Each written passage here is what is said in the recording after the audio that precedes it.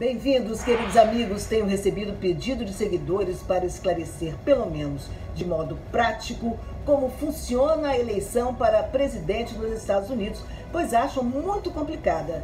E é dando essa explicação bem objetiva que começo o News for Life hoje.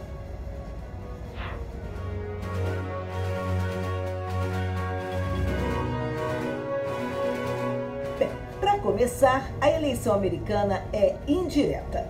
Dessa forma, o eleitor não escolhe exatamente qual vai ser o presidente, mas qual candidato vai ganhar os votos dos delegados do seu estado, já que o pleito é definido por unidades federativas e não por votação direta a nível nacional.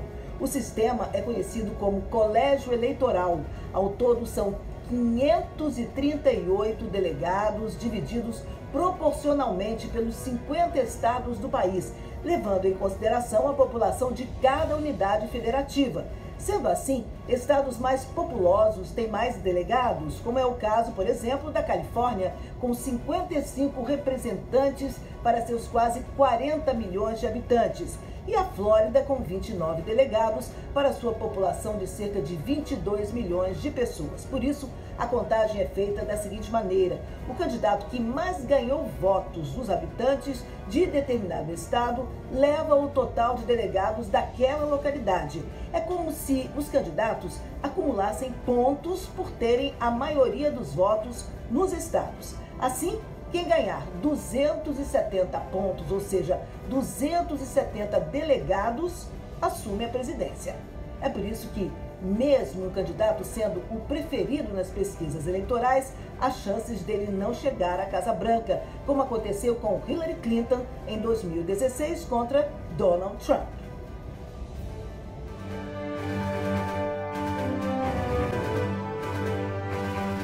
Outro detalhe interessante sobre a eleição americana é a lei que define a terça-feira como o dia da votação nos Estados Unidos. Ela foi assinada em 1845 e feita para se encaixar na rotina daquela época. Em um país quase todo agrícola, era preciso percorrer grandes distâncias de carroça ou a cavalo para votar na sede dos condados, em viagens que tomavam horas ou dias. Para chegar na segunda-feira, seria preciso sair no domingo, algo impensável, pois era um dia sagrado, reservado para descansar e ir à igreja. Na quarta-feira, era a vez de ir às compras em feiras e mercados, o que também envolvia pequenas viagens. E o sábado ficou de fora por ser o dia sagrado dos judeus. A lei também determina que a votação ocorra na terça-feira, após a primeira segunda-feira de novembro, de modo a evitar coincidência com a festa de Todos os Santos em 1º de novembro. E novembro foi escolhido por ser o período entre o final das colheitas e antes do inverno no hemisfério norte, cujas tempestades rigorosas dificultavam as viagens. Apesar da tradição, a opção pela terça-feira hoje gera críticas. A principal delas é que a data é atualmente um dia cheio de atividades, o que exige que os eleitores encontrem tempo para ir à sessão eleitoral em meio à rotina de trabalho ou de aulas, já que o dia da votação não é feriado no país.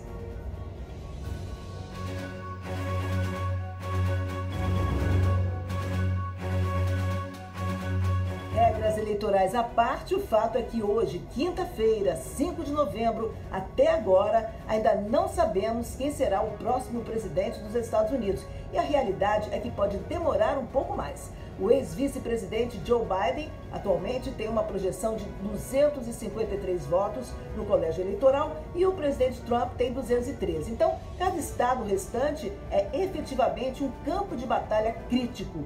As disputas estão muito perto de acontecer em Nevada, Arizona, Pensilvânia, Carolina do Norte e Geórgia. E muitos milhares de votos ainda precisam ser contados em algumas dessas áreas.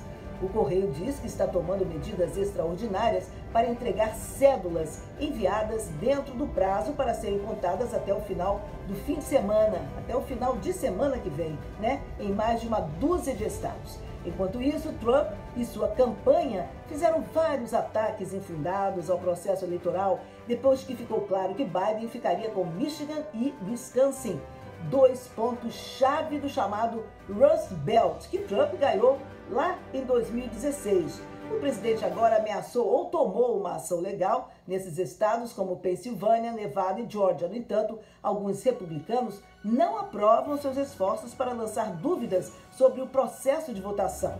E há a preocupação de que essas medidas possam prejudicar ainda mais a reputação internacional dos Estados Unidos num momento político crítico.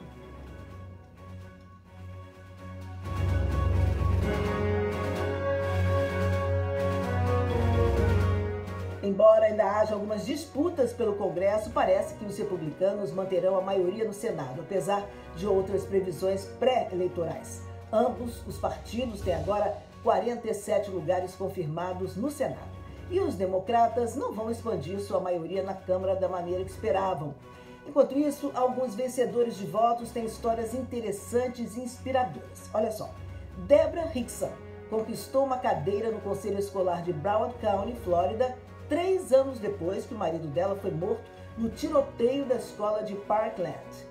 Maureen Turner se tornou a primeira legisladora estadual não binária e a primeira legisladora muçulmana de Oklahoma.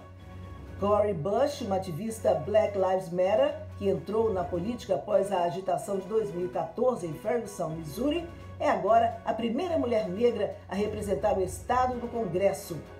Richie Torres, um membro do Conselho da cidade de Nova York, venceu sua disputa pela Câmara dos Estados Unidos para representar o South Bronx, tornando-se o primeiro membro negro do Congresso e se identificando como gay. Sarah McBride, de Delaware, será a primeira pessoa do país que se classifica como transgênero a servir como senadora estadual.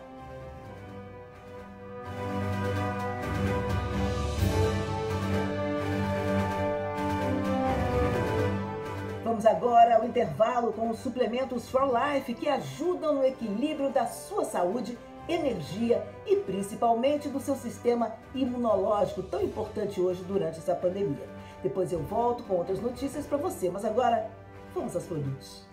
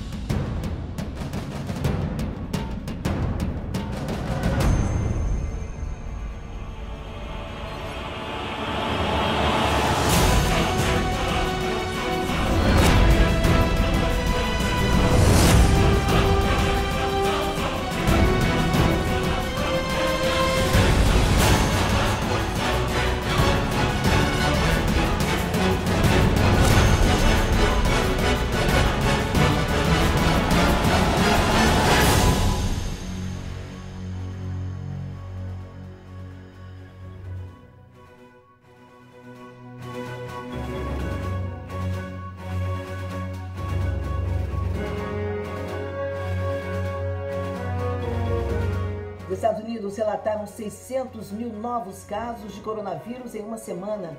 Isso mesmo, você leu certo, mais de 500 mil de casos em apenas 7 dias. Isso inclui um novo recorde de 102 mil casos apenas ontem. Os números também estão explodindo em todo o mundo. As mortes por Covid-19 aumentaram 43% na Europa semana após semana. E hospitais em lugares como Bélgica e Suíça estão lotados de pacientes. A Suíça está até mesmo enviando seu exército para ajudar com o número esmagador de hospitalizações. Nos Estados Unidos, pelo menos 33 estados mantiveram algum tipo de mandato de máscara, obrigação de usar máscara, e alguns líderes estaduais e locais estão voltando a regras mais rígidas, como toque de recolher e limites ao tamanho da multidão.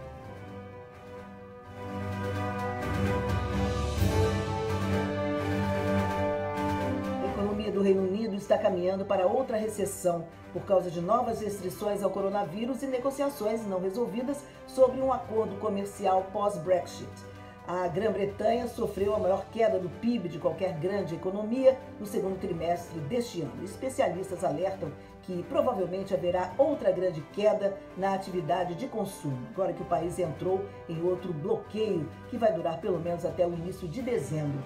As principais economias da União Europeia, incluindo Alemanha e França, também estão à beira de uma recessão, porque também estão impondo novas restrições ao coronavírus. Mas especialistas financeiros dizem que a atividade empresarial na Europa estava diminuindo antes mesmo do anúncio desses bloqueios.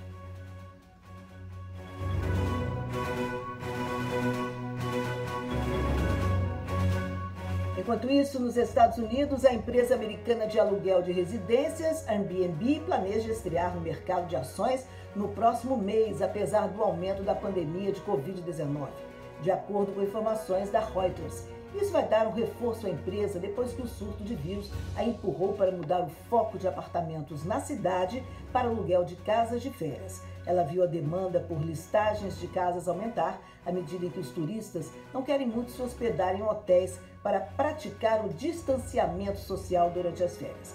A Airbnb planeja definir uma faixa de preços de ações e apresentar para investidores em dezembro, disse a empresa, alertando que o momento está sujeito às condições do mercado.